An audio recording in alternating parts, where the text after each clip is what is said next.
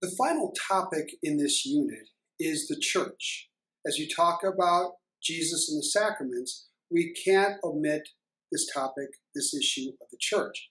Now, like the kingdom, we need to get a couple of misconceptions out of the way. The church is not primarily buildings, no more than your family is primarily the house in which you live. A house is important, it's a place where a family gathers, but family exists apart from the physical structure of the house. So the church exists apart from the building, whether that building is Faith, Hope, and Charity, or OLPH, or St. Nick's in Evanston. The church building is where we gather as a community, but we are church whether we are in that building or not. We are church because we are followers of Jesus. The church is not mostly the bishops or priests. The church is comprised of all the baptized, and bishops and priests are leaders within that community. But again, just as your mom and dad have important roles in your family, they are not the sum total of your family.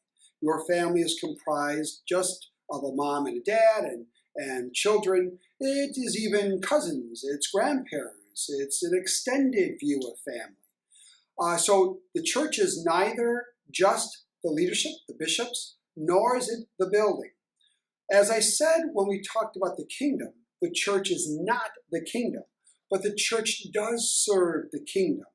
It is entrusted with a mission to extend, to deepen, to make real this kingdom, this message, to put that message forward to us who are baptized into the entire world as a hope, as a vision, as a way to return to be rooted in God once again.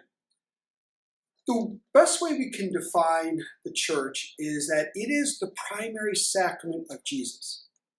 Remember what we said about Jesus, that one way to understand him, a very simple yet profound way to understand Jesus, is that he is the primary sacrament of God. The church is the primary sacrament of Jesus. In other words, it is Jesus' way of communicating what he is to all of us. Well, how does the church do that? The church does that really in three principal ways. It does, like we talked about the kingdom, there is a past dimension, a present dimension, and a future direction to what the church is all about. The church retells the story. Retells that story of Jesus. It does so as it talks about the readings. When you as a family gather, especially for big days, big holidays like Thanksgiving and Christmas, don't people sit around and talk about the story about grandpa, the story, just people catching up, people going to college, people starting new jobs, people getting married, people getting divorced, new life, children. That's retelling the story. And when we as a community gather and talk about the prophets, we talk about Moses, we talk about Jesus and what he did, we talk about St. Paul, we are also retelling the story. We retell the story by the sacraments. Every time we anoint a sick person, we are in a sense hearkening back to the Jesus who reached out and healed the sick, the paralytic, the blind, as we've been reading by in the Gospel of Mark. So the church retells the story. That's the past. It also lives the call. The church is meant to be a microcosm of what the kingdom is all about. I read an essay once from someone who had just become a Catholic. I forget from what denomination he came, but he was at Catholic Mass one Sunday, and he was just bowled over by people coming up for communion. It's probably something you and I barely think about, but for this man, I believe he was a man, it was a profound experience of unity. He said he saw tall people and short people, obviously men and women. He saw people well-dressed. He saw people in very casual dress. He saw people a little on the dirtier side, people who were well-coiffed. He saw it all, and they all came up equally. It wasn't as if the well-dressed got up there first. It wasn't as if the poor had to wait at the end. Everyone went up in order and in equality.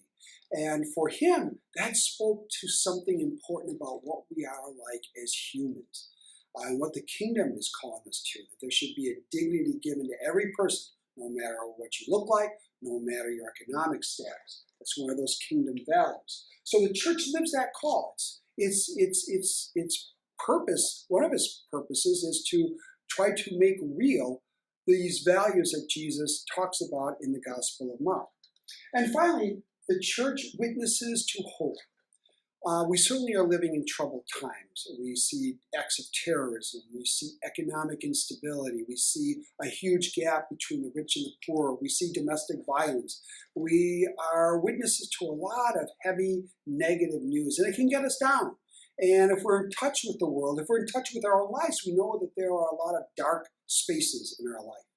And the church, and I think especially through its preaching, is meant to lift us up a little bit. Not cover over the evil, not ignore the evil, but to say there's something more than that in our world.